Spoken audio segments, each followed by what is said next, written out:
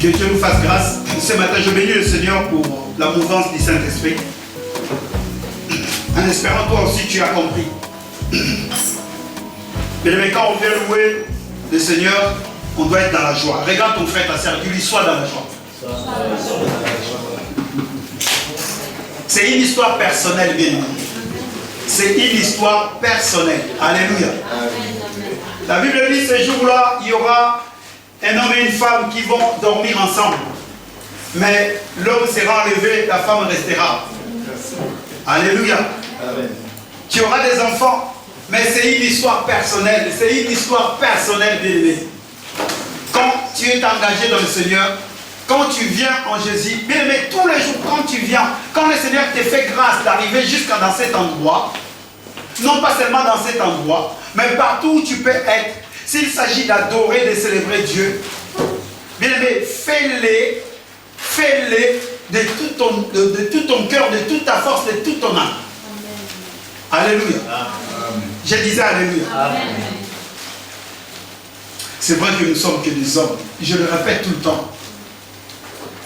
Je le répète tout le temps.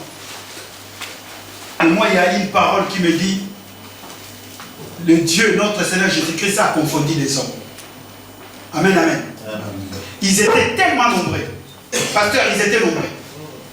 Et il se lève, il dit, c'est lui qui ne mangera pas de ma chair, celui qui ne boira pas de mon sang, n'est pas digne d'être mon disciple. Il n'est pas digne de me suivre. Amen. La Bible dit, la foule est partie à cause d'une parole. Mais la foule peut partir à cause d'une parole. Mais ceux qui sont à Jésus, ils s'attachent. Et Christ vient, il demande, il regarde, il ne reste que 12. Or, peut-être ils étaient 3000. Peut-être ils étaient, je ne sais pas, 1000. Mais il ne reste que 12. Christ leur regarde, dit, et vous, pourquoi vous n'êtes pas partis? Et un homme se lève en disant, il dit, non, où irions-nous? Est-ce que quelqu'un peut dire, où irais-je? Est-ce que quelqu'un peut dire, où irais-je? Parce que c'est Christ qui a la parole de la vie. Amen, amen. C'est important, bien aimé. Quand on est engagé, on n'est pas engagé, bien aimé, par rapport à ce que l'homme peut dire. Mais on est engagé par rapport à ton cœur et par rapport à ce que tu as écouté qui vient de la parole de Dieu. Et ce matin, c'est ce que nous voulons faire. Vous savez, la semaine passée, on a parlé de la sanctification. Tout à l'heure, vous avez vu, j'ai effacé. Je n'ai pas effacé pour dire qu'on n'en parle plus, non. Mais je vais simplement mettre un sous-thème. Comment faire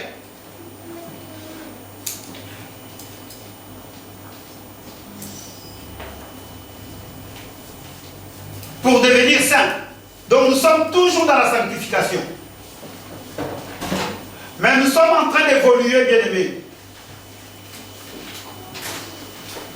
Comment faire pour devenir saint?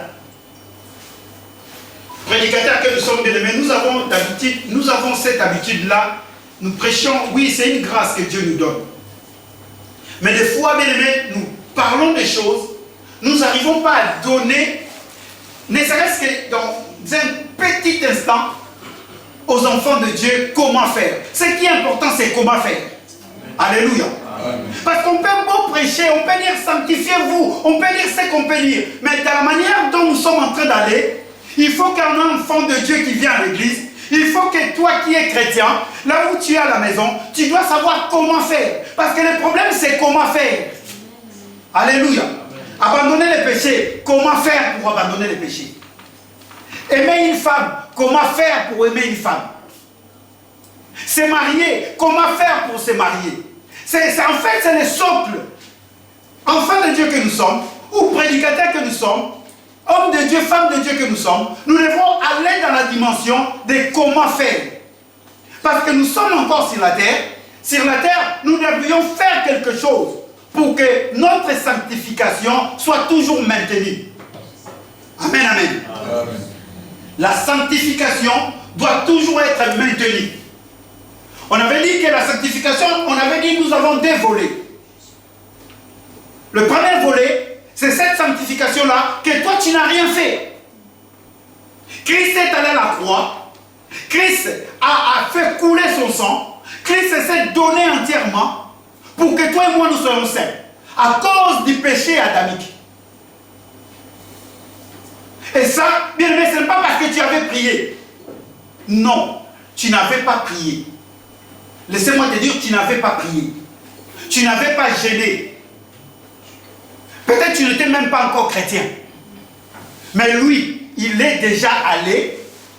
Il a donné sa vie pour que quiconque qui va croire en lui, qu'il puisse bénéficier directement de la sanctification. Qu'il puisse directement être purifié du péché adamique. Et ça, il n'y a aucun homme qui peut le faire. Il n'y avait aucun sang.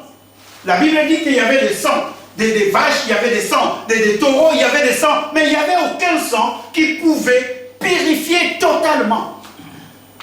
Et le sang des animaux ne faisait que ralentir l'échelon, ne faisait qu'attendre un peu que tu puisses reprendre. Et chaque année, tu reviens encore. Amen, amen. Et ce matin, le Seigneur m'a amené dans cette dimension-là, de pouvoir nous parler de comment faire. C'est vrai que la semaine, dimanche passé, j'avais commencé, j'avais donné un point. Le premier point, c'était, est-ce que quelqu'un peut me rappeler?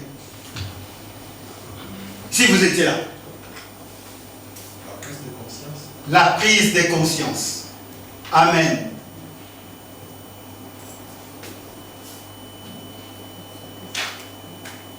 La prise de conscience. Aujourd'hui, nous allons évoluer. Le modérateur m'a laissé vraiment beaucoup de temps. Église, j'aimerais bien que tu puisses comprendre une chose. La prise de conscience, c'est l'étape capitale pour qu'un homme puisse devenir saint. La sainteté, elle est là. Christ est allé à la croix. On avait lu dans le livre d'Éphésiens, chapitre 4, n'est-ce pas? À partir du verset 17, on est allé jusqu'au verset 31. Autrefois, nous étions. L'homme que nous étions autrefois. Nous ne pouvons plus vivre à la manière. Mais cette manière-là, il faut que toi, l'homme que tu es, tu puisses prendre conscience. Bien, mais pour être sanctifié, il faut que tu puisses prendre une conscience en disant que je suis pécheur. Et tu viens à Jésus. Quand tu viens à Jésus, tu dis, Seigneur, je viens à toi parce que je suis pécheur. Amen. Alléluia.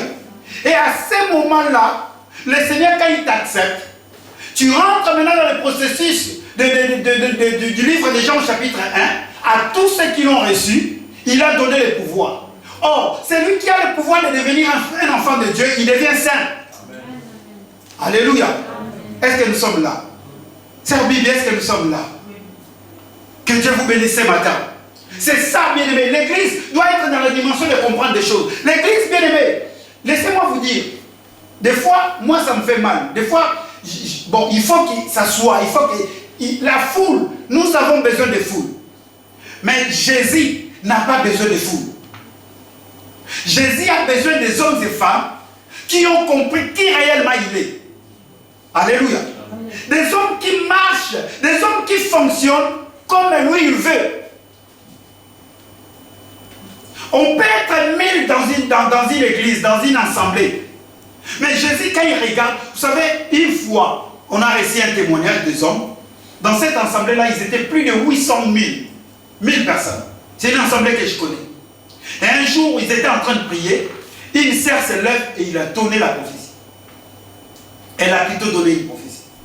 En disant que le Seigneur ne voit que 2 personnes. Il y avait presque 800 personnes. Elle se lève et dit, le Seigneur ne voit que 2 personnes. Il n'y a que 2 personnes dans cette salle. Waouh! Bon, dans ces 2 personnes, est-ce que c'est le pasteur? Est-ce que c'est l'apôtre? Est-ce que c'est l'évangéliste? Bon, donc déjà, il faut comprendre que les pasteurs, peut-être c'est lui. Alors s'il y a les pasteurs, vous êtes à 950, il faut commencer à vous regarder. Qui? Pour dire simplement quoi? Ce n'est pas l'engouement, ce n'est pas la foule, mais c'est des personnes qui sont capables de savoir vivre par rapport à la parole de Dieu. Alléluia. Amen. Et à partir de cela, bien aimé, la foule va venir. Si toi tu te comportes tel que la parole de Dieu veut, bien aimé, que nous le voudrions ou nous ne le voudrions pas, un jour à l'autre, il y aura une personne qui va venir. Alléluia. Amen. Mais si une personne nous voit prêcher, et cette personne nous voit encore aller critiquer quelqu'un, ouf, il commence maintenant à avoir des doutes. Des fois, c'est même nous qui faisons en sorte que les gens partent de nos assemblées. C'est nous. En fait, c'est notre comportement. C'est notre manière de vivre. Ça fait que les gens partent. Les gens sont partis. À cause de nous d'abord. Ce n'est pas à cause que non, parce que Jésus n'est pas bon. Non, Jésus est toujours bon à 100%. Alléluia. Mais à cause de notre manière de fonctionner, et cela empêche les gens de pouvoir même accepter Jésus, de pouvoir s'attacher à Jésus. La prise de décision, c'est capital. Alléluia. Je vais prendre le deuxième point. Il faut mourir. Pour être saint, tu peux marquer il faut mourir.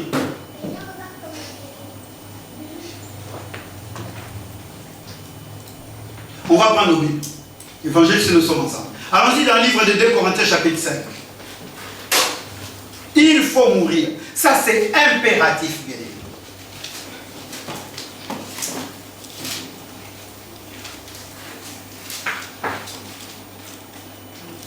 Deux Corinthiens chapitre 5. Du verset 11 au verset 15.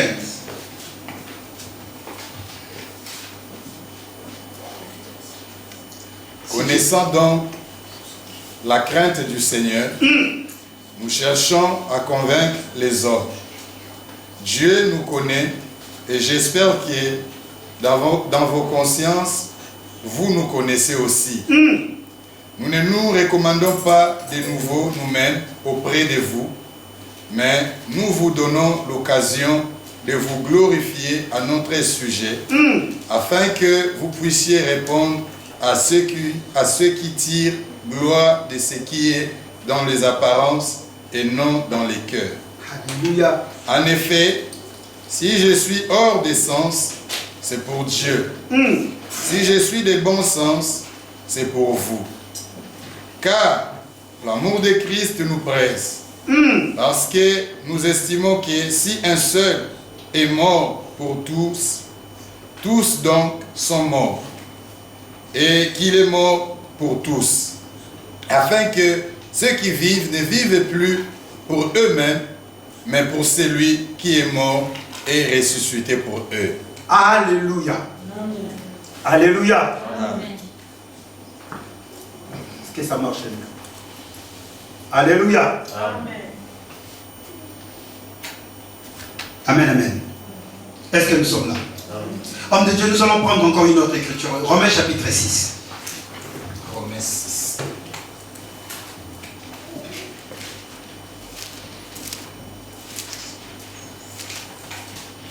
À partir du verset 6.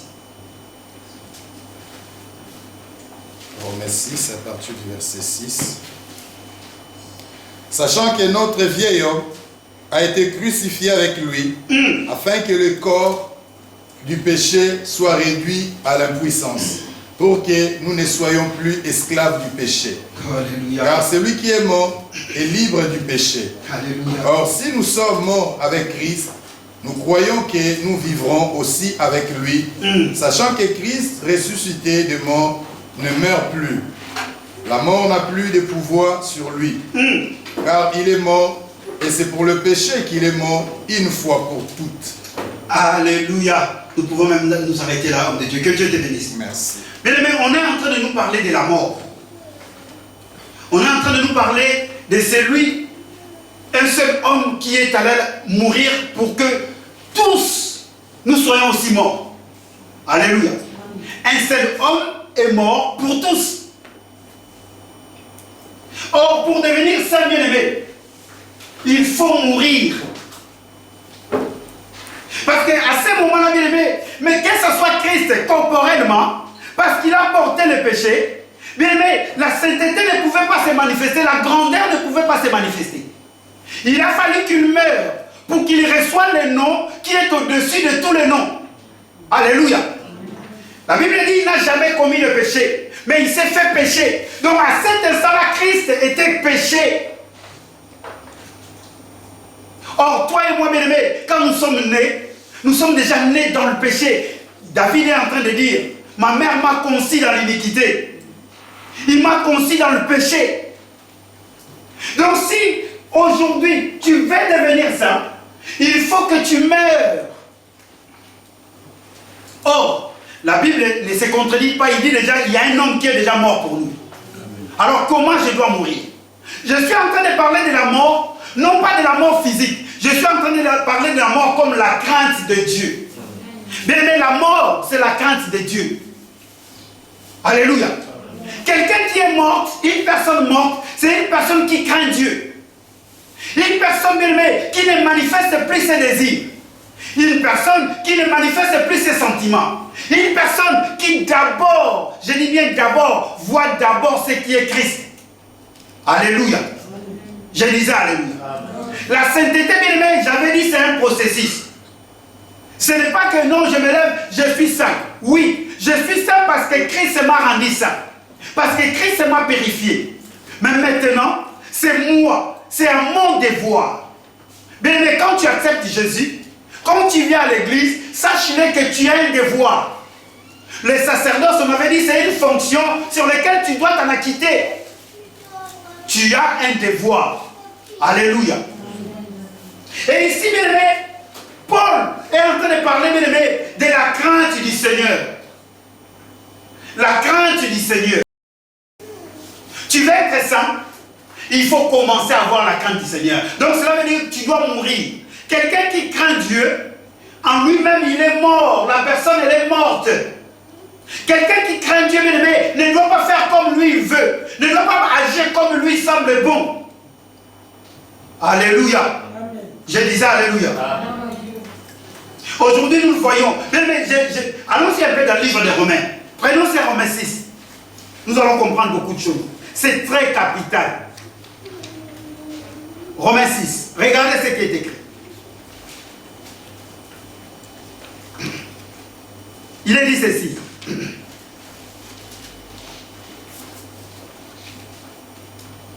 Verset 6. Comprenons-nous que l'homme que nous étions autrefois a été crucifié avec le Christ.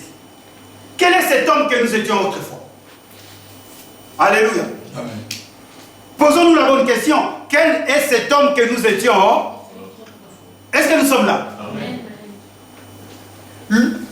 L'homme que nous étions autrefois a été quoi? Crucifié. Oh, quelqu'un qui est crucifié, il est comment? Quelqu'un qui est crucifié, il est mort, n'est-ce pas? Donc, maintenant, la Bible est en train de nous dire l'homme que nous étions autrefois a été crucifié en Christ. Donc, pour devenir saint, il faut être crucifié. Regarde ta soeur à côté, dis-lui, est-ce que tu es déjà crucifié? Est-ce que tu es déjà crucifié? Et ça, c'est tout un processus. Or, l'homme que nous étions autrefois, c'est quoi? L'homme que nous étions autrefois, la colère, c'est un homme. Alléluia. Parce qu'on est en train de parler de l'homme intérieur. Ce n'est pas l'homme extérieur. Bien aimé, ce que vous voyez l'extérieur là, ce n'est que l'homme intérieur qui fait l'homme extérieur. Alléluia. La colère, c'est un homme. La haine, c'est un homme. La vengeance, c'est un homme. Le mensonge, c'est un homme. Or, la Bible dit l'homme que nous étions autrefois, dont l'ensemble de tous ces hommes-là sont déjà crucifiés en Christ. Ils sont morts. Et Paul, dans le livre de Romains, dit une chose. Il dit, je vais continuer le verset qui m'intéresse. Là, c'est dans le verset 7. Car celui qui est mort a été déclaré juste. Il n'a plus à répondre du péché. Amen. Alléluia. Amen. Alléluia. Amen. Celui qui est mort est quoi? Est-ce que vous n'avez jamais compris? Est-ce que vous voulez que je vous dise une chose? Vous savez ce verset-là, si tu fais un débat avec une communauté que je ne vais pas citer les noms ici, par rapport à la mort, ils vont te sortir ça. Garde ça dans ton cœur. Ils vont te donner directement Romains chapitre 6, verset 7. Amen. Ils vont te dire que celui qui est mort est juste. Donc pourquoi alors, celui qui est mort, on ne doit pas essayer même. Donc celui qui est mort automatiquement est juste. Et c'est écrit, hein. Celui qui est mort est quoi? Donc même si nous faisons du mal, quand on meurt, on devient juste. Alléluia. Voilà pourquoi la parole de Dieu doit être expliquée. On nous dit pour devenir saint, il faut mourir. Et c'est même à cause de ces versets-là que les hommes qui ont servi Dieu, après leur mort, on les déclare saints. Il y a des communautés, c'est à cause de ces versets-là. Parce qu'ils disent que parce que tu as servi Dieu, si tu meurs, quand de ton vivant, on ne peut pas t'appeler saint. C'est quand tu meurs, c'est à ce moment-là qu'on peut t'appeler Sainte Agathe. Sainte, parce que c'est rare de trouver des saintes Samantha. Alléluia. Sainte Odile. Mais pour trouver Saint Paka, Samuel, je n'ai jamais trouvé. Alléluia. Je suis venu parler à quelqu'un.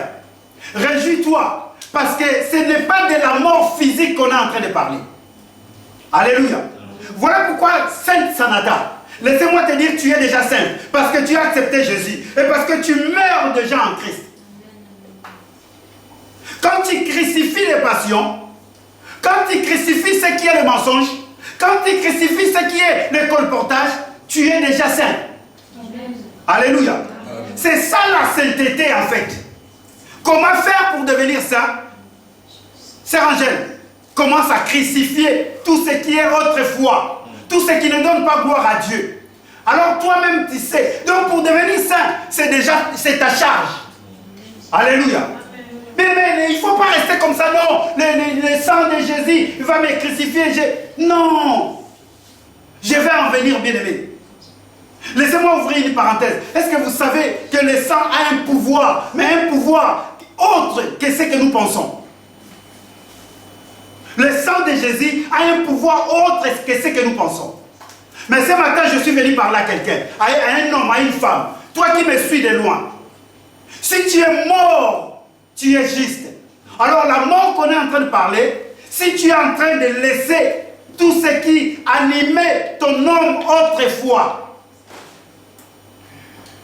les envies, si tu es capable, bien-aimé, de pouvoir faire mourir les envies, ce n'est pas Dieu qui viendra te dire ne bois plus. Amen. Alléluia. C'est cette parole que tu écoutes. Si cette parole touche ton cœur, c'est Dieu qui est en train de te parler. Beaucoup de personnes pensent qu'il faut qu'il dort et quand il va se réveiller, Dieu m'a dit. En plus aujourd'hui, le Dieu m'a dit, tue les églises. Amen. Amen. Dieu m'a dit, Dieu t'a dit. D'accord. Mais Dieu, quand Dieu parle, ce que Dieu dit ne peut pas aller à l'encontre de sa parole. Est-ce que nous comprenons? Amen. Moi, je préférerais que tu viennes me dire, Dieu m'a dit de laisser la sorcellerie. Ça, on ne voit personne qui vient dire, Dieu m'a dit de laisser la sorcellerie. Jamais. Personne ne se lève de témoigner et dit, moi, je suis sorcier, j'ai fait du mal à l'église, pardonnez-moi. Ah! Ça, Dieu, j'ai prié, Dieu m'a donné un enfant. Alléluia. Mais, bien aimé, la chose la plus importante, il faut mourir. Tu te lèves là, moi c'est pour cela que je dis quand on dit on va témoigner. Normalement, tout le monde doit témoigner. Alléluia. J'étais courant de jupons. Dieu fait en sorte qu'aujourd'hui, je ne puisse plus faire cela. Autrefois, j'étais celui qui était, si je vois une femme, je ne pouvais pas. Mais aujourd'hui, on témoigne que quand on a réussi à l'école, quand on n'avait pas des enfants, on a des enfants. Quand on était malade, on est guéri. Mais attendez, quand vous abandonnez le péché, c'est le grand témoignage en fait. Amen. Alléluia. C'est le véritable témoignage, bien-aimé dans le Seigneur. Amen. C'est ça qui t'amène, bien-aimé, à devenir saint. Or, si tu arrives à devenir saint, un jour tu verras le Seigneur. Alléluia. Amen. La paix avec tous et la sanctification. Or, la sanctification, bien aimé, ça dépend de toi. Ça dépend également de moi. La vie de sanctification, je ne parle pas de la sanctification dans la dimension élevée que Christ a fait couler son sang. Mais je parle de la sanctification de la vie de tous les jours. Parce que tous les jours, bien aimé, tu dois te sanctifier tous les jours. D'abord, par la prise de conscience. En plus, quand tu prends la prise de conscience, tu dois maintenant faire un effort de tuer. Est-ce que tu peux faire un effort de tuer tous les jours quelque chose qui ne te permet pas d'évoluer avec le Seigneur? Amen. Alléluia. Amen. Je ne suis pas en train de te dire de prendre le couteau, de te mettre comme ça, tu vas vraiment mourir. Mais est-ce que tu peux commencer à tuer la colère qui monte en toi? Vous savez, il y a des choses qu'on fait, on ne comprend pas pourquoi on le fait. Après, on regrette. Mais bien aimé, prends le couteau. Prends le couteau, bien aimé. Prends le couteau. Ce jour-là, on a dit à Moïse, Moïse, appelle les Israélites, appelle ceux qui veulent me servir. Dis-leur que chacun prenne un couteau. Qu'ils puissent tuer. Et ce jour-là, ils ont tué des hommes. Mais aujourd'hui, tu ne tueras pas un homme. Mais le Seigneur va te dire, prends un couteau. Commence à tuer déjà ce qui t'empêche à évoluer, ce qui t'empêche à vivre la vie de sainteté. Alléluia. Est-ce que quelqu'un peut prendre un couteau? Ah là, je vais parler des rituels. Ne prenez pas le couteau à la maison. Hein. Alléluia. La Bible dit l'épée, les armes, l'épée, c'est la parole. Alléluia. On nous a donné cela. Allez-y lire Éphésiens chapitre 6. On nous a donné les armes. N'oubliez pas de les prendre. Cette épée qui est la parole de Dieu. Prends cette parole, bien-aimé. Commence à faire taire. Commence à tuer. Je ne dirais même pas commence à faire taire. Il faut le tuer. Il faut que la colère soit morte. Tu veux vivre la vie de sanctification. Il faut que la colère soit morte. Il faut que les envies soient mortes. Il faut que toutes ces choses-là soient vraiment mortes. Alléluia. Est-ce que nous sommes là? Amen, amen. Amen. Allons-y dans le livre des Proverbes au chapitre 9.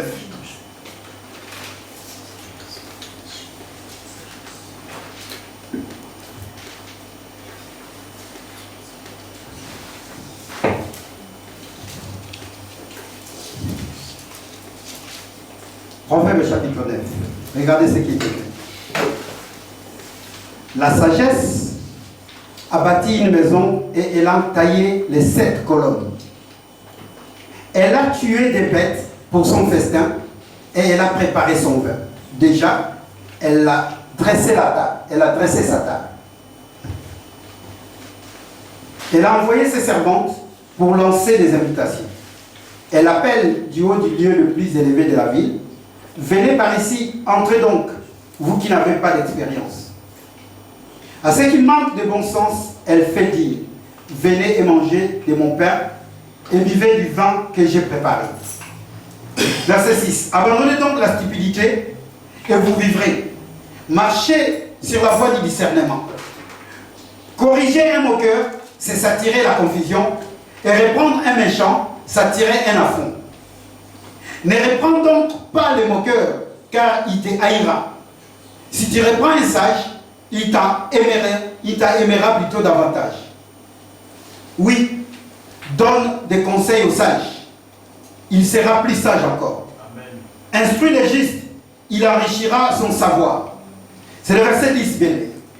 La clé de la sagesse, c'est de révérer l'Éternel. La science des saints, c'est le discernement. Alléluia. La clé de la sagesse, c'est quoi? C'est de révérer l'Éternel. La clé de la sagesse, c'est d'adorer, c'est de louer, c'est de célébrer Dieu. Or, la clé, la Bible dit, c'est la sagesse. Or, la sagesse, c'est la crainte de Dieu. La crainte de l'Éternel, c'est le commencement de la sagesse. Donc, la sagesse, c'est la crainte de Dieu. Mourir, bien aimé, c'est avoir crainte, c'est avoir la crainte, la déférence, avoir la crainte de Dieu. Tu viens à l'église, mais celui qui n'a pas la crainte de Dieu, vous savez, il y a des personnes qui viennent à l'église, mais qui mentent facilement. Des telles personnes, bien aimées, ne vivent pas la vie de sanctification. Dieu ne se répand pas de ses dons. Quelqu'un peut avoir un don, quelqu'un peut avoir le don de prêcher, les dons de modérer, les dons de parler en langue, les dons même de guérir les malades. Mais bien aimé, laissez-moi vous dire une chose. Moi, Samuel, je suis venu vous parler. C'est une affaire personnelle. Même si vous n'êtes pas ici pour prêcher, même si vous n'êtes pas ici pour chanter, même si vous n'êtes pas derrière pour accueillir les hommes, en disant que moi, je ne fais rien dans cette église, je ne sais pas quoi faire. Bien aimé, ce qui est important, c'est vivre la vie de sanctification. Amen. Alléluia. Parce que sans laquelle personne ne verra le Seigneur. On ne dit pas que si tu n'es pas pasteur, tu ne verras pas le Seigneur. Si c'était le cas, moi j'ai déjà vu le Seigneur en fait. Alléluia. Mais en étant pasteur, si je ne crains pas Dieu, je ne verrai pas le Seigneur. À ce point-là, bien aimé, il faut vous réjouir. Il faut que nous nous réjouissons. Donc nous sommes tous ensemble.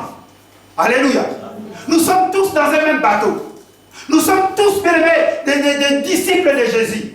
Moi, je suis en train de prier le Seigneur que dans cette assemblée, qu'il y ait des hommes, des femmes qui craignent Dieu. C'est ça les socles, bien aimés. Ne tournez pas les regards. Non, non, non. La crainte de l'Éternel d'abord. Si nous craignons Dieu, bien aimés, si nous craignons Dieu, Dieu va faire des miracles. Dieu va faire encore et encore et encore. Amen. Alléluia. C'est important. Est-ce que tu peux dire à ta soeur, à ton frère, il faut mourir? Il faut mourir. Il faut mourir. Et ne mourrez pas. Et vous prenez le couteau, hein, les enfants. Vous qui ne respectez pas les parents, les enfants, il faut mourir. Quand je dis il faut mourir, il faut commencer à respecter les parents. Alléluia. Ça peut être mal interprété. Bien aimé, quand quelqu'un meurt, est-ce que vous savez la première des choses qui part? Est-ce que vous le savez? La première des choses qui disparaît, est-ce que vous le savez? C'est le sang. Le sang. Quand quelqu'un va mourir, 5 minutes après, même si vous le coupez, il n'y a plus de sang. Non, il n'y a plus. Et pourtant, le corps est encore là, les doigts sont encore là, les pieds sont encore là. Ces choses-là vont commencer à se détruire petit à petit. Mais le sang, c'est la première des choses. On dirait que l'homme n'avait plus de sang en fait. Parce qu'on a à peu près combien de litres de sang dans un corps? 5, hein, par là. Je ne sais pas, ça dépend d'une personne. Vous remarquerez quand quelqu'un vient de mourir, au bout de 5-10 minutes, c'est fini, il n'y a plus de sang. Il n'y en a plus. Le cœur, il est là, le foie, ils sont là, les triples, ils sont là, toutes les choses sont là, mais le sang n'y est plus. Parce que c'est la vie. Alléluia. C'est la vie. Voilà pourquoi Christ devrait donner le sang pour nous sauver. Amen. Alléluia. Amen. Je vais en venir. J'ai encore mon temps devant moi. Il faut retenir cela. Moi aujourd'hui, bien aimé, je ne suis pas contre. Je suis pas venu parler de ça. Mais je suis venu parler à quelqu'un. Il faut que tu comprennes que le sang qui nous a purifiés a un rôle très capital. Moi, je suis venu te dire, à cause de ce sang-là, commence à craindre Dieu.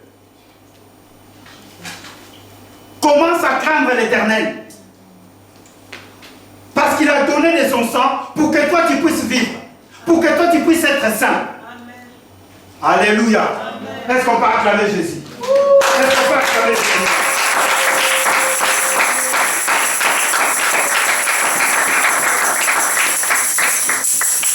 Bien aimé, quand nous lisons le livre des 2 Corinthiens, Paul parle de beaucoup de choses. Mais Paul est en train de souligner, bien aimé, les consciences qu'ils ont. Ils avaient une conscience, ces apôtres-là, de devoir faire leur ministère d'une manière digne de leur appel. Vous savez, il faut faire ton ministère d'une manière digne de ton appel. Paul est en train de dire, si nous pouvons nous glorifier, nous pouvons. Mais nous ne voulons pas nous glorifier. Parce que c'est lui qui nous a appelés. Il est beaucoup plus grand que nous. Mais nous sommes là, nous nous effaçons.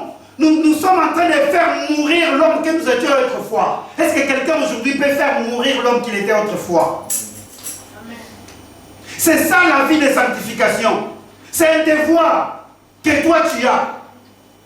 N'attends pas le pasteur Samuel. Mais de toi-même, commence à travailler. Si tu commences à travailler, bien, tu verras. Parce que si tu as envie, si tu fais quelque chose, bien, tu l'auras. Alléluia. Amen. Oh non, moi j'arrive pas, cette colère-là, c'est notre famille. Non, ce n'est pas votre famille. Tu es de la famille de Jésus. Amen. Dans la famille de Jésus, la colère n'existe pas. Oh, et là, le mensonge, c'est leur nature. Non, mais tu as changé de nature. C'était autrefois. Est-ce que tu peux faire mourir la colère qui est en toi? Tu peux faire mourir la manigance qui est en toi. Amen, amen. Je vais simplement venir parler à quelqu'un. La mort, un mort ne parle plus. Un mort ne se fait plus valoir. Jamais, même s'il était président de la République. Mais s'il est mort, il ne se fait plus valoir. Il ne fait plus rien. Maintenant, c'est les gens qui sont à côté, qui sont en train de préparer pour lui. Est-ce que nous le faisons, nous, enfants de Dieu? On nous dit que nous sommes morts en Christ. Or, pour vivre la sainteté, il faut que tu meurs. Maintenant, c'est la parole de Dieu qui commence à t'amener là où tu veux. Alléluia. Amen. Alléluia. Amen. Vous avez déjà vu un mort bouger son doigt? Alléluia. Non, je suis en train de parler. Parce que tu as déjà vu un mort bouger son doigt? Tu vas me voir, fantôme. Aujourd'hui, dans nos églises, il y a des fantômes. Il y a des fantômes. Des hommes qui ne sont jamais morts. Ils ont fait semblant de mourir. Touche-le. Parle-lui simplement mal. Tu veux voir quelqu'un qui est mort ou pas? Parle-lui simplement. Il va se réveiller. Les morts se réveillent tous les jours dans nos assemblées. Des zombies. Et ils sont même prêts à te bouffer. Toi, tu croyais que c'est une personne morte. Mais si vous voulez comprendre une personne, il faut toucher son ego. Alléluia. Amen. Si vous voulez comprendre qu'une personne est morte, touche simplement son ego. Parle simplement des choses que lui veut, qu'il aime, et que toi tu vois. Vous avez lu le Proverbe 9. Allez-y relire ça à la maison. À un méchant, il ne faut pas lui donner conseil. Il va t'haïr. C'est pour cela, bien-aimé, quand tu es en train de parler à quelqu'un qui est validé, qui est orgueilleux, fais attention. Il peut t'haïr. Parce qu'à un homme pareil, quand tu as quelque chose, garde, prie. Vous pouvez vous départager à cause de ça. Si tu as compris que l'homme qui est en face de moi, ce n'est pas un homme sage. Or, la sagesse, c'est la crainte de Dieu. Ce n'est pas un homme qui craint. Bien aimé, quelqu'un qui ne craint pas Dieu, si tu lui parles mal, il va oublier que tu es ton pasteur, tu es son pasteur. Il va même t'insulter. Amen. Il va t'insulter. Ah non, celui-là c'est un jeune, c'est mon petit, c'est mon enfant que je conduis. Eh, tu vas voir, tu vas ramasser pour ton âge. Parce que c'est la manque de sagesse. Oh, la sagesse c'est le commencement. Quand tu crains Dieu, c'est ça. Quelqu'un qui vit la vie de sanctification, quand on lui parle par rapport à ses défauts, il accepte et il grandit. Amen. Alléluia. Amen. Mais aujourd'hui, les hommes, les femmes que nous sommes, vous croyez quoi la vie de sanctification? C'est accepter que quelqu'un te donne aussi conseil. Amen. Nous pensons que la vie de sanctification, c'est simplement, je suis bien habillé, je pars toute l'église à l'église. Non! La vie de sanctification va venir de toi-même. De ta conscience, la prise de conscience, et de faire mourir les choses que Dieu n'aime pas. Je vais évoluer. On va prendre le point C. Est-ce que nous avons compris? Est-ce que nous sommes d'accord par rapport à la parole de Dieu? C'est important. C'est très, très, très important. Celui qui est mort, il est quitte des péchés. Bien, mais tu vas être saint. Celui qui est quitte des péchés, c'est celui qui est saint. Donc, il faut faire mourir toutes les actions, l'homme que tu étais autrefois. Sinon, tu n'es pas saint. Sinon, tu n'es pas sainte. Parce que les gens vont penser que je parle simplement aux hommes. Alléluia. Là, la sœur Sanata est en train de me regarder. Le point C. Il faut être libre. Il faut être libre. Allons-y dans le livre des 1 Corinthiens.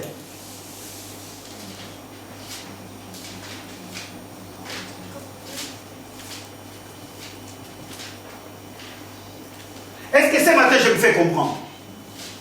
Alléluia. Est-ce que nous sommes là? Est-ce que ce matin je me fais comprendre? Donc la vie de sainteté, ça dépend d'abord de toi aussi. Ça dépend d'ailleurs de toi. C'est toi-même qui dois garder, c'est toi-même qui va faire en sorte que tu vives. Parce que Christ t'a déjà donné ce qu'on appelle la plateforme. Tu as déjà la plateforme. Maintenant c'est toi qui dois évoluer. C'est toi qui dois faire en sorte que tu sois un bon chrétien ou une bonne chrétienne. C'est toi, ça vient de toi, bien-aimé, par rapport à ce que tu écoutes. Et tu verras que les choses vont changer dans ta manière même de vivre. Alléluia. Il faut être libre. On dit ce qu'on peut lire 1 Corinthiens 7, 17 à 24.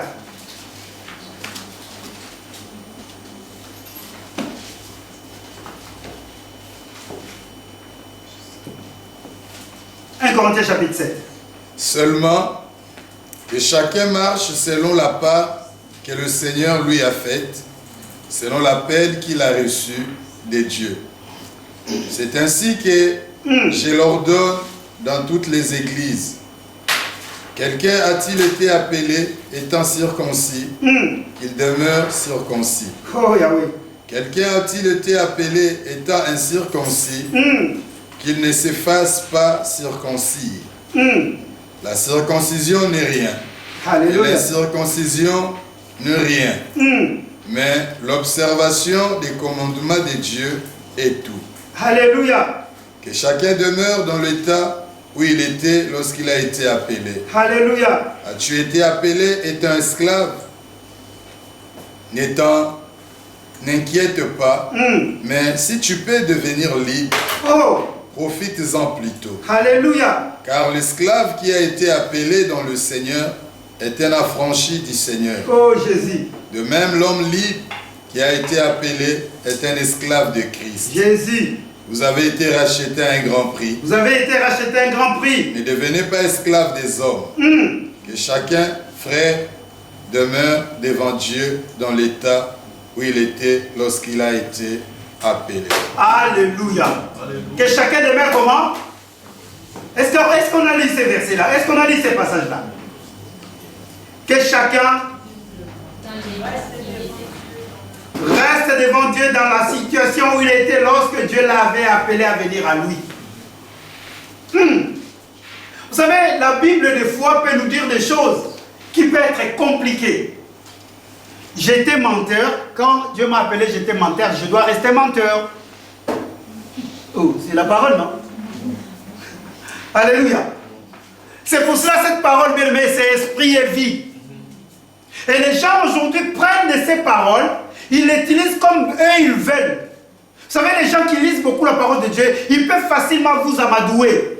Ils peuvent facilement vous faire perdre même votre salut. Ah, Dieu a dit, hein, chacun est appelé comme il est venu. Hein. Moi, je m'habille, mes jupes jusqu'ici. Dieu m'a appelé comme ça. Non. Alléluia. Dieu veut simplement dire qu'il faut que tu sois libre. Alléluia. La liberté, c'est quoi? La liberté par rapport à la parole que tu es en train d'écouter. Être saint bien-aimé, il faut que tu sois libre de grâce. Je suis venu parler à quelqu'un. Si tu n'es pas libre, tu ne peux pas manifester la sainteté. Il ne faut jamais être esclave des hommes. Amen. Alléluia. Amen. Beaucoup d'enfants de Dieu aujourd'hui sont devenus esclaves des hommes. Vous rentrez dans une assemblée. Non, avant de rentrer, il faut d'abord boire. Vous savez, un jour, cela m'a choqué. Quelqu'un m'a envoyé des images. Un pasteur avec la nourriture. Et les chrétiens étaient en train de s'approcher vers lui. Lui, il prenait la nourriture, mettait d'abord dans sa bouche. Après, il faisait manger aux gens. Incroyablement, mais vrai. Dieu veut dire quoi? Pour vivre la vie de sanctification, il faut que tu sois libre par rapport à la parole. Alléluia. Donc, personne bien-aimé ne peut t'enseigner autre chose si ce n'est que la parole de Dieu. Tu es libre, bien-aimé, de pouvoir prendre une décision, mais tu ne le prends que par rapport à la parole de Dieu. Si moi, ton pasteur, je te dis, sœur, frère, à minuit, il faut que tu te réveilles et que tu commences à prier.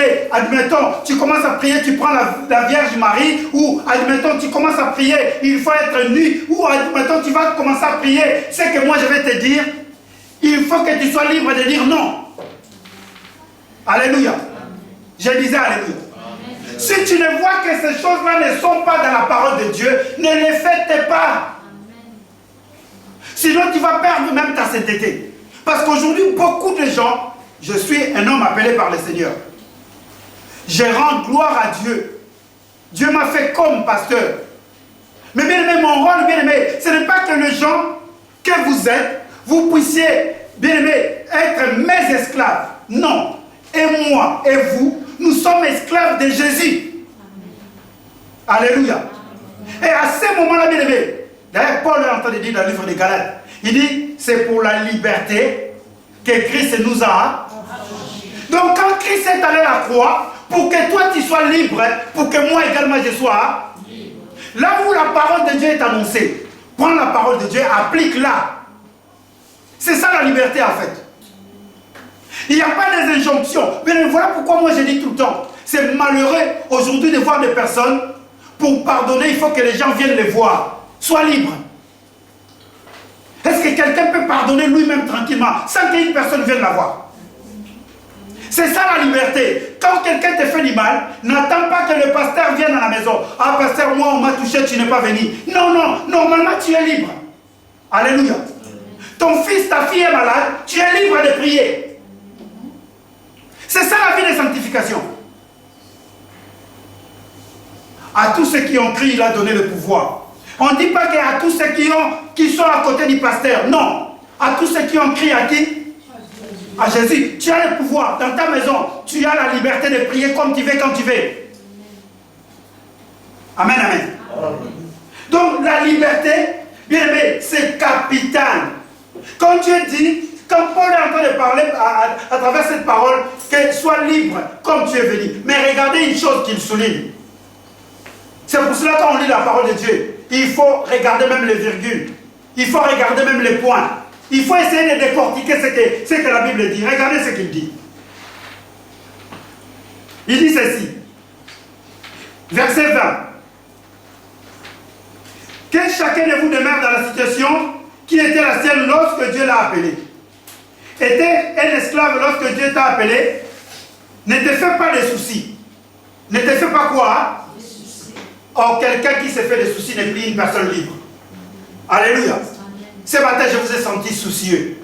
Ne restez pas soucieux, vous n'êtes pas libre. Alléluia. Vous partez de la maison, vous venez dans ce lieu pour adorer le Seigneur. Soyons libres. Quel que soit le problème que tu peux rencontrer, quelle que soit la situation dans laquelle tu vis, mais quand tu es dans le Seigneur, sois libre, ma soeur, sois libre, mon frère. Amen. Tu es parti de chez toi, tu es arrivé ici pour adorer. Adore Dieu comme il faut. Amen. Alléluia. Amen.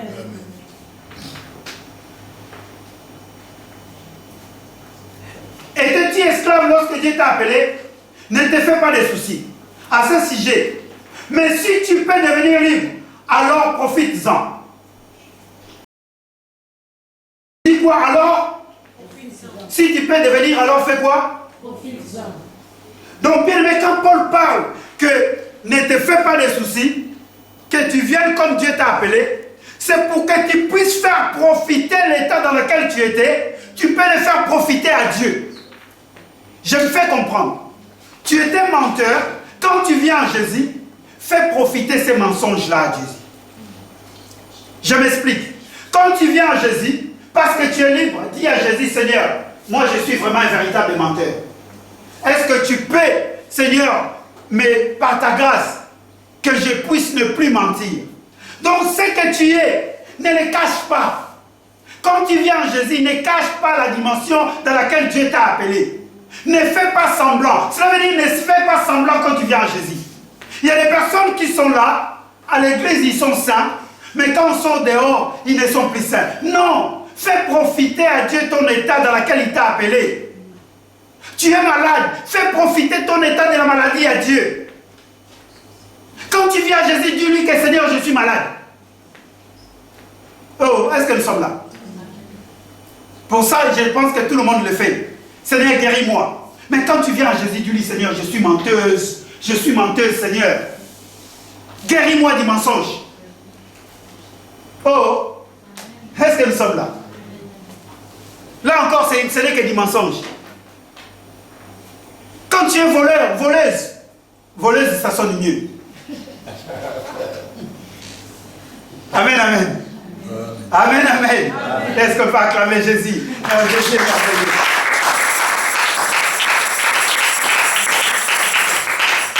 Alléluia. Amen. Bien aimé, quand tu es malade, quand tu viens à Jésus, tu es libre. Tu es libre de dire à Jésus, Seigneur, moi je suis malade, guéris-moi. Quand tu es aussi menteur, viens avec cet état-là, ne fais pas semblant. Cela veut dire, ne faisons pas semblant quand nous sommes en Jésus. Celui qui veut vivre la vie de sanctification ne peut pas faire semblant. Est-ce que tu peux regarder ton frère et dire, lui ne fait plus semblant? Beaucoup des hommes de Dieu, pasteurs, mais ils font semblant. Voyez, les hommes là, ils ne sont pas libres. Quand ils sont avec vous, alléluia, gloire à Dieu. Mais pour boire son vin, parce qu'ils aiment bien boire, ils n'ont pas encore renoncé à l'alcool, il va prendre la bouteille de coca, il met le vin dedans, parce que le vin et le coca, c'est à peu près la même couleur. Et quand vous le voyez boire, il dit, ah mais c'est mon coca. Va simplement à côté. Il ne voudra pas que tu approches. Ils vont aller dans des boîtes de nuit, vraiment tard, avec des lunettes bien fumées. Ils vont banaliser même leur voiture pour que les gens ne les revoient pas. Mais tu n'es pas libre. Alléluia. La vie de sanctification, c'est être libre. De toi-même, tu sais ce que tu es. Bien aimé, chacun sait ce qu'il est. Chacun connaît ce... Vous savez que je peux vous parler ici du matin au soir, mais je sais ce que je suis. Et il y a des moments même, vous allez voir une personne, il arrive au bout, il ne peut plus mentir. À ce moment-là, c'est fini. C'est fini. Là maintenant, Dieu le dévoile. Sois libre. Dis à ton frère, sois libre. Il faut être libre, bien-aimé dans le Seigneur. C'est pour la liberté que Christ nous a affranchis.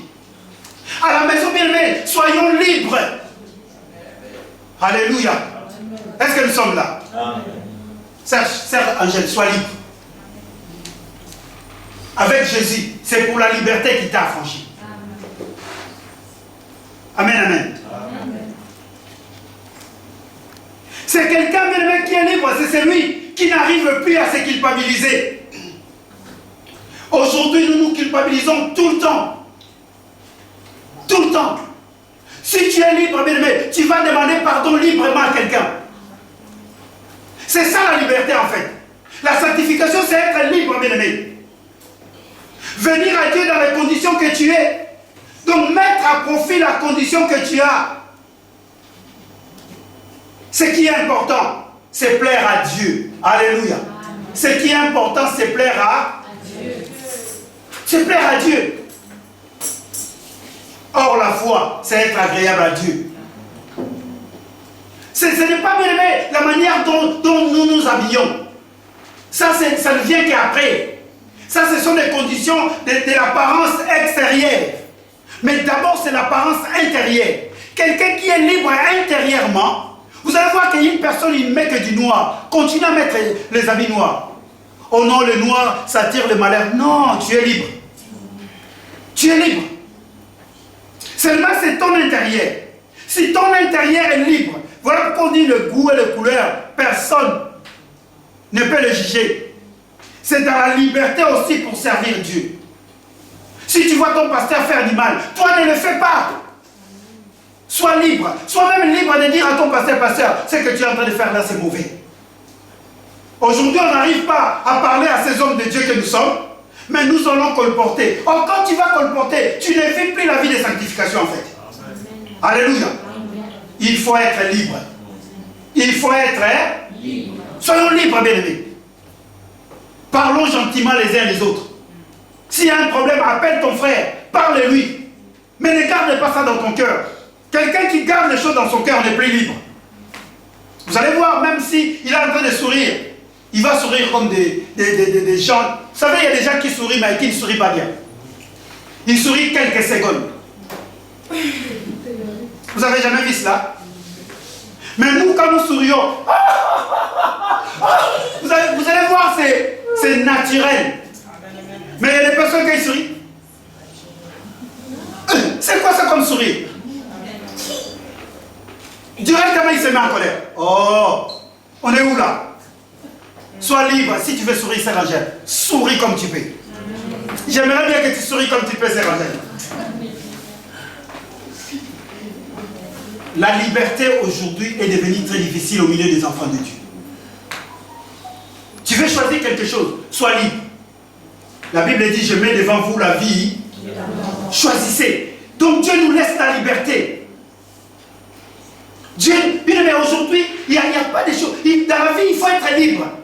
Si tu veux quelque chose, tu veux vivre vraiment la sanctification, sois libre. Il faut être libre. Je suis venu parler à quelqu'un. La liberté, c'est quelque chose de très important. Ne te culpabilise plus.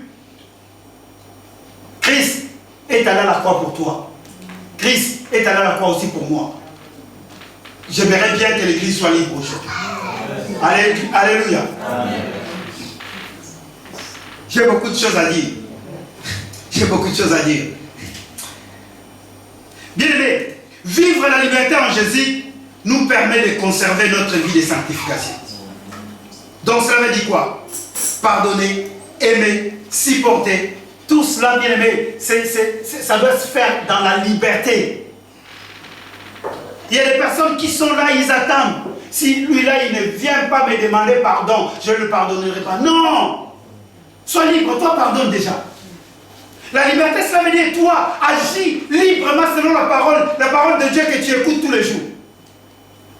Amen, amen. Amen. Le point D, il faut s'attacher au principe divin. Tu peux écrire, il faut s'attacher au principe divin. Point D. Il me reste quelques minutes, j'aimerais bien finir aujourd'hui. Philippiens chapitre 1. Allons-y dans le livre de Philippiens, chapitre 1. Il faut s'attacher au principe divin. Ça, c'est capital, bien aimé. Pour vivre la vie de sanctification, il faut s'attacher au principe divin. Bien aimé, il faut être attaché à Dieu.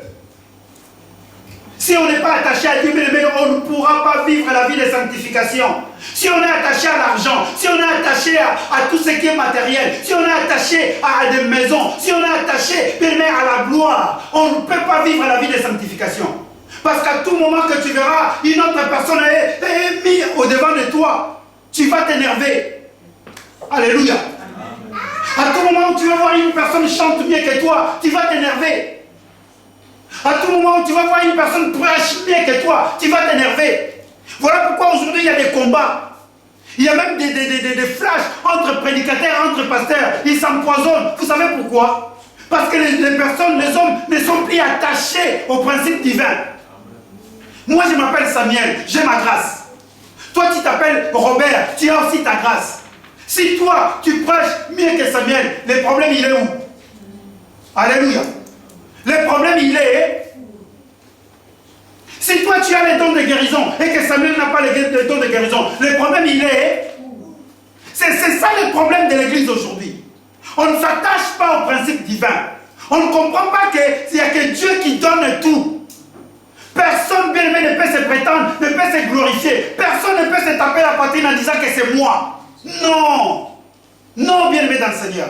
Quelqu'un qui s'attache au principe divin, il va vivre la vie de sanctification. Il va comprendre que ce que je fais, ou ce que je suis, c'est Dieu qui a voulu que je sois comme ça.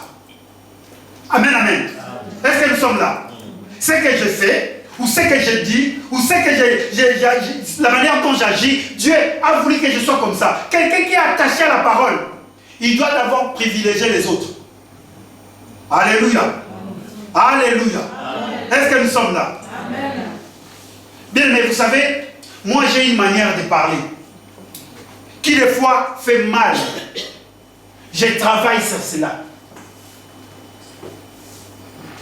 Je travaille. Vous savez, même la manière de parler, si on est attaché à Jésus, même notre manière de parler doit changer. Alléluia. Notre manière de fonctionner doit changer. Est-ce que nous sommes là? Frère Timothée, est-ce que nous sommes là? Non, quand je dis frère Timothée, cela ne veut pas dire que je suis en train de dire ta manière de parler. Hein. Comprenez-moi. Alléluia. Église, comprenez-moi. Quand je cite le nom, c'est juste, je vais captiver la salle. Est-ce que nous sommes là?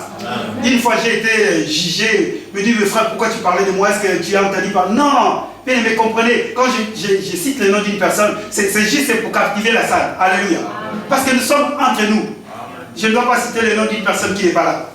Lui, il va encore penser beaucoup plus. Il va encore penser... Comprenez ce que je suis en train de dire. Alléluia. Quand je dis, certes, à il faut changer, cela ne veut pas dire que tu es en train de vivre une mauvaise vie. C'est juste cet engouement, c'est juste la manière dont Dieu m'utilise. Il se pourrait que ce n'est pas toi, c'est une autre personne qui est à tes côtés. Donc c'est ma femme. Alléluia. Est-ce que nous comprenons? Non, vous savez, moi, j'ouvre un peu une parenthèse. Vous savez, Dieu, le Seigneur qui m'a appelé, bien-aimé, laissez-moi vous dire, je bénis Dieu, c'est lui qui m'a appelé. Sinon, je ne serais même pas avec vous aujourd'hui. Sinon, je ne serais même pas ce que je suis aujourd'hui. Le Seigneur m'a appris à comprendre que la liberté, chaque personne a une liberté. Moi, quand une personne me fait une reproche, j'en discute pas. Je prends ça comme une sagesse en fait. Alléluia. Je prends ça comme une sagesse. Prenez ça comme quelque chose de bon. Quand on vous fait des reproches, prenez ça pour le bien. C'est pour vous faire grandir en fait. Amen, amen. Philippiens chapitre 1. Oh Jésus. L'heure est avancée. Verset 30. Nous pouvons même lire à la maison. Je vais juste lire rapidement, homme de Dieu. C'est moi lire rapidement. Regardez ce que la Bible nous dit. Quoi qu'il en soit, menez une vie digne de l'évangile de Christ, en vrai citoyen de son royaume. Ainsi que je vienne vous voir ou que je reste loin de vous, je pourrai apprendre que vous tenez bon, unis par un même esprit, luttant ensemble d'un même cœur pour la foi fondée sur la bonne nouvelle, sans vous laisser intimider en rien par les adversaires. C'est pour eux les signes qui courent à leur perte, et pour vous, celui que vous êtes sauvé. Et cela vient de Dieu. Verset 29. Car en ce qui concerne le Christ, Dieu vous a accordé la grâce non seulement de croire en lui, mais encore de souffrir pour lui. Vous êtes en effet engagés dans le même combat que moi. Ce combat que vous m'avez vu soutenir et que je soutiens encore maintenant, comme vous le savez. Alléluia. Paul est en train de parler d'une chose merveilleuse. Il dit, vous êtes engagés dans le même combat que moi. Donc nous sommes engagés dans un combat. Et dans ce combat que nous sommes engagés, nous devons être attachés à Dieu. Parce que ce combat que nous sommes engagés, bien aimé, ce n'est pas toi qui combats. Mais dans ce combat, c'est Christ qui combat pour toi. Alléluia. Mais si tu n'es pas attaché à Jésus, bien aimé, ça va être difficile pour toi. Ça va être très très très difficile. Alléluia. Je disais alléluia. L'attachement à Christ, bien aimé, cela veut dire se laisser conduire par le Saint-Esprit. Quelqu'un qui est attaché à Jésus, quelqu'un qui veut vivre la vie de sanctification, doit se laisser conduire par le Saint-Esprit. Même si tu es en colère, essaye de peser tes mots. Amen, amen. La colère peut être là. La colère, c'est un sentiment. La colère, c'est quelque chose qui est dans l'homme. Quelqu'un, celui qui va dire, moi, je ne me mets jamais en colère. Gloire à Dieu, gloire au Seigneur. Mais laissez-moi vous dire, la colère peut être là. Mais c'est la manière dont tu vas agir qui est important. Quand tu es en colère, comment tu agis? Quand tu es dessus, comment tu agis? Quand tu es dans la joie, comment tu agis? Il y a des personnes, même quand ils sont dans la joie, ils meurent. Vous avez jamais vu cela?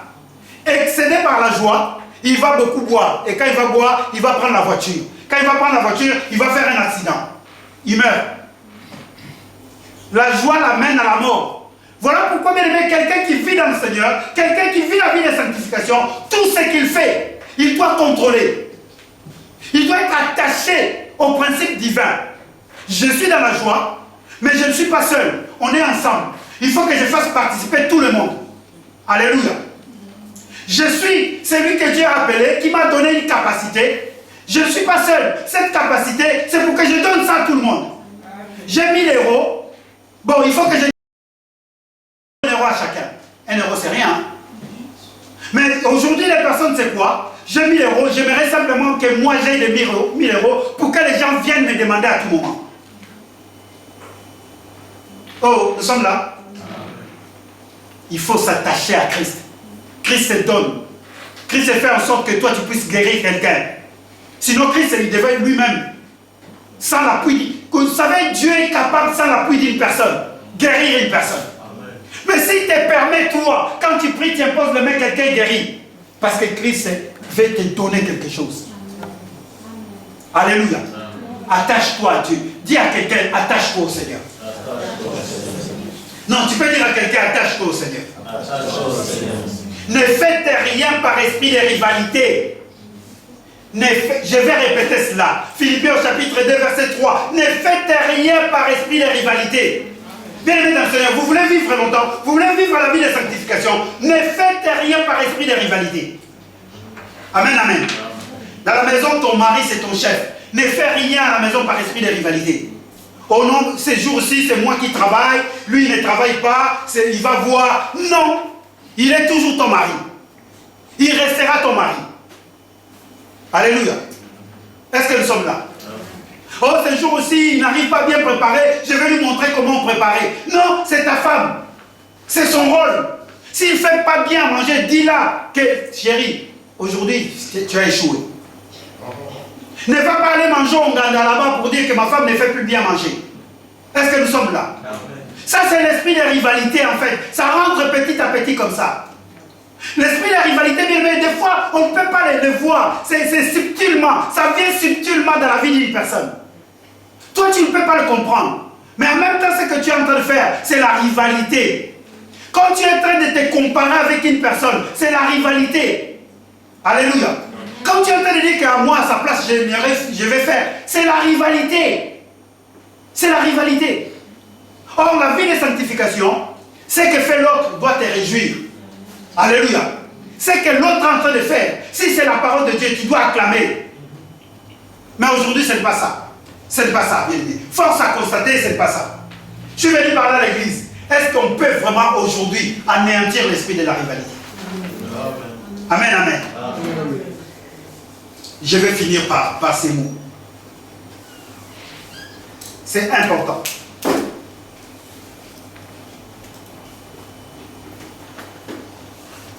Et je vais m'arrêter là.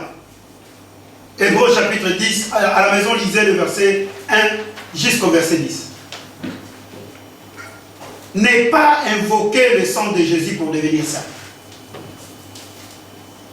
N'est pas invoquer le sang de Jésus pour devenir saint. Ah, là tout le monde me regarde. Tout le monde va comprendre. Je dis bien, n'est pas invoquer le sang de Jésus pour devenir saint.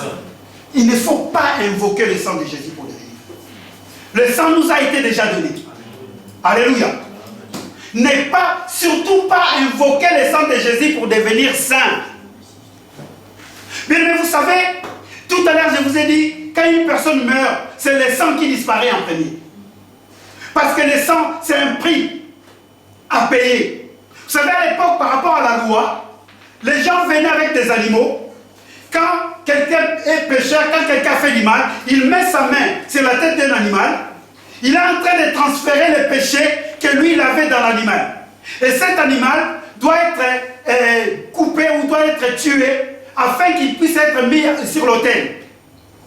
Et son sang, c'est avec ce sang-là qu'on prenait. On prenait ce sang-là, ils étaient en train de purifier, de sanctifier les choses. L'ombre des choses à venir. Vous ne verrez nulle part dans la Bible les hommes invoquer le sang. Non. Si vous voyez ces versets, venez me le dire. Que Dieu demande aux hommes d'invoquer le sang. D'ailleurs, Dieu dit à Moïse, il dit, tu diras à ces peuples que personne ne peut consommer le sang. Lévitique chapitre 10, chapitre 17 plutôt, verset 10. Personne ne peut consommer le sang. Ces hommes-là, jamais je vis Paul prier, le sang de Jésus couvre ma maison. Et le sang de Jésus couvrit ta maison. Vous savez pourquoi le sang de Jésus a été donné? Pour nous donner la vie. Alléluia. Est-ce que nous sommes là? Oh, je ne suis pas venu dire que non. Non, moi je ne suis pas là. Je suis venu t'enseigner. Jésus, bien aimé, est-ce que vous pensez que Jésus a donné simplement son sang? Ah, l'heure est avancée. Jésus n'a pas seulement donné son sang. Ok? Est-ce que nous sommes là? Le sang de... Non. Jésus a donné tout son corps. Jésus a donné tout son corps. On va lire. On va même... Pardonnez-moi, je suis un peu en retard, mais il faut qu'on le lise. Soyons dans Hébreux 10. On y va.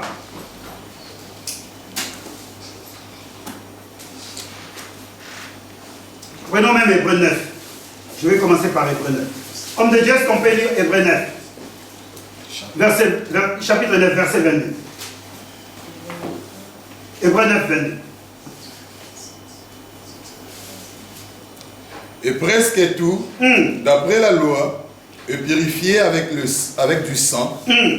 Et sans effusion de sang, il n'y a pas de pardon. Il n'y a pas de pardon du péché. Maintenant, lisons Hébreux chapitre 10, verset 10. Là-bas, on nous dit sans effusion de sang, il n'y a pas de pardon du péché.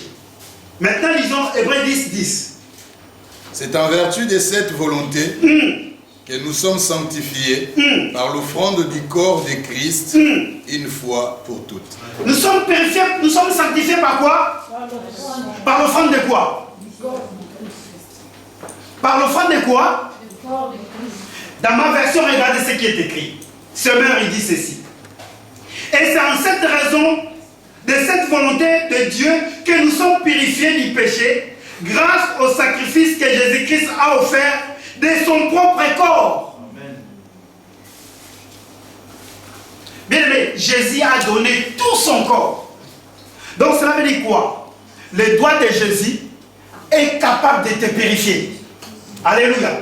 La main de Jésus est capable de te sanctifier. Le pied de Jésus est capable, bien aimé, de te guérir. Voilà pourquoi ce jour-là, même les habits qu'il porte, une dame est venue toucher juste le pan de sa robe, il a été purifié. Cette femme-là n'a pas touché le sang. Est-ce que nous comprenons? Jésus-Christ, c'est bien aimé.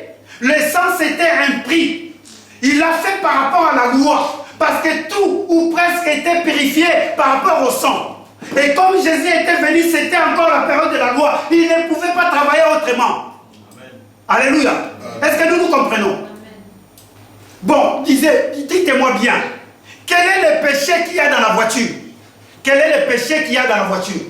Que le sang de Jésus purifie ma voiture. Quel est le péché qu'il y a dans la voiture? Oh, soyons vrais. Tu as fait à manger, tu es allé acheter, je ne sais pas, du nolé, tu es allé acheter des pâtes. Quel est le péché qui est dans les pâtes? Que tu dois invoquer le sang de Jésus dans les pâtes. Oh! Bien aimé, non, soyons pragmatiques. Quel est le péché qui est dans les pâtes? La nourriture a été faite pour le ventre pour la nourriture. Mais dites-moi maintenant quel est le péché qui est dans le pâte. Amen, amen. Amen, amen. Amen. Pour te sanctifier, bien aimé, pour vivre la vie de sanctification, il faut que tu travailles, il faut que tu craignes Dieu, il faut que tu abandonnes le mal. Bien aimé, vous savez, ce n'est pas parce que tu dis que le sang de Jésus purifie ma nourriture que la nourriture est purifiée. Hein? Non. Parce que le sang là agit dans les personnes qui marchent conformément selon la parole de Dieu. Alléluia.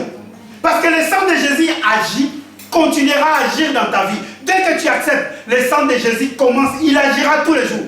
Maintenant, nous ne voyons pas la manifestation parce que nous ne marchons pas selon la parole de Dieu. Tu n'as pas besoin d'évoquer le sang. Le sang là a été déjà donné pour toi. Le sang là agit déjà efficacement. 1 Jean chapitre 1, verset 7, 8, 9. Allez-y lire. Le sang là, bien aimé, agit tous les jours. Tous les jours, bien aimé. Tu n'as pas besoin. Oh, mon fils est malade, j'invoque le sang. Tite, chapitre 1. Le modérateur me regarde. Ah, Jésus. Bien aimé, je ne dis pas que ceux qui sont en train d'invoquer, ceux qui sont en train... Je ne condamne personne. Mais nous devrions savoir. Bien aimé, tu peux invoquer le sang de Jésus, mais si toi-même tu es menteur, le sang de Jésus ne fera rien. Alléluia. Est-ce que nous sommes là? La Bible dit que Christ est entré une seule fois. Il est mort une seule fois. Il a donné son sang une seule fois. Et ce sang-là agit éternellement. Tu es menteur, menteuse, et le sang de Jésus couvre ma maison. Attends, ta maison, qu'est-ce que ta maison? Le sang de Jésus est venu pour nous racheter de la mauvaise vie. Le sang de Jésus a été versé pour que nous puissions être expiés du péché. D'ailleurs, à l'époque, le sang, on l'utilisait pour l'expiation du péché. Ce n'est pas bien aimé pour non. Mais comme c'était un rituel, quand Moïse prenait le sang avec les hommes, il purifiait même les hommes, il purifiait même les ustensiles. Ça, c'était l'ombre des choses à venir. Or, le sang de Jésus, quand il est venu, bien aimé, c'est pour que toi, tu puisses marcher dans la sainteté. C'est pour que toi, tu puisses être libéré du péché et que maintenant, tu marches dans la sainteté. Alléluia. Ça ne sert à rien. Toi qui as l'habitude d'évoquer les sangs, tout est purifié par la parole et la prière. Amen. Alléluia. Amen. Tout est purifié par quoi? 1 Timothée 4 à 5. Tout est purifié, sanctifié par la parole. Parce que Jésus t'a libéré par son sang, tu as la capacité, quand tu dis une parole, tout est purifié. Alléluia. Alléluia. Non, tu n'as pas besoin. La puissance de la parole. Parle. Quand il y a quelque chose, ne regarde même pas, dis, ça j'en veux pas. Au nom de Jésus, ça j'en veux pas. Quand tu es en train de dire au nom de Jésus, c'est Jésus tout son corps. Alléluia. Le sang n'était qu'un prix. C'était un prix qu'il a payé. Mais c'est toute la vie de Jésus. Voilà pourquoi tous les démons. Pourquoi quand on chasse les démons, on ne dit pas au nom du sang de Jésus, je chasse les démons. Pourquoi? Essayez un peu de comprendre les choses, non? Alléluia. Est-ce que nous sommes là? Pourquoi quand on chasse les démons, on ne dit pas au nom du sang de Jésus, je chasse les démons? Seulement quand tu veux manger, je couvre ma nourriture de... Non! Tout est sain pour celui qui est sain. Si tu es sain, ce que tu es en train de manger est sain aussi. Amen. Alléluia. Est-ce qu'on peut se lever? On acclame le Seigneur.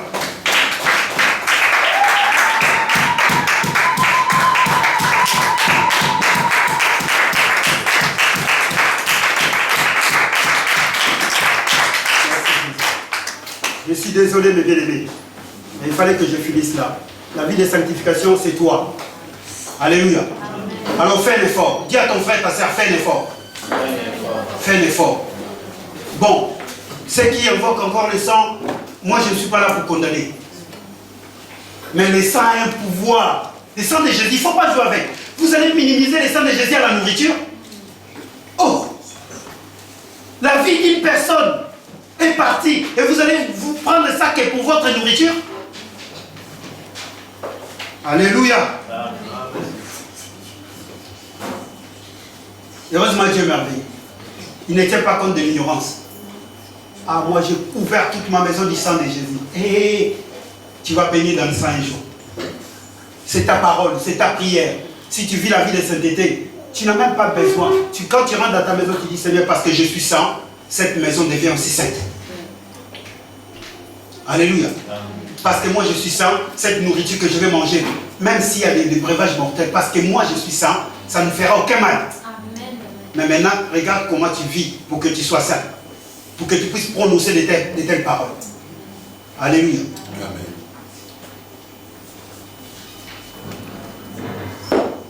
Il est 12h30. Vraiment, je suis désolé de finir vraiment en retard. Je vais passer le micro à l'homme de Dieu. Si nous pouvons juste lever nos voix et disons merci à Dieu pour sa parole.